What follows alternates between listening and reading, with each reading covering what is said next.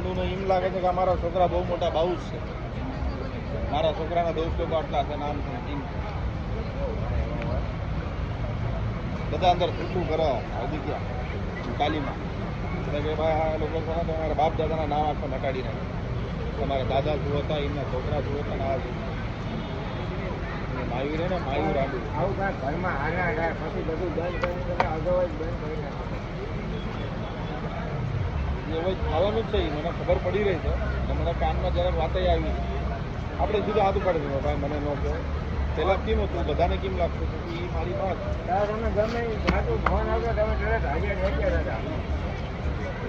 બધાને એમ હતું કે ભાઈ આનું ઘર છે, આની બેન છે, આના ભાઈઓ, આ એની માં, એમ હતું.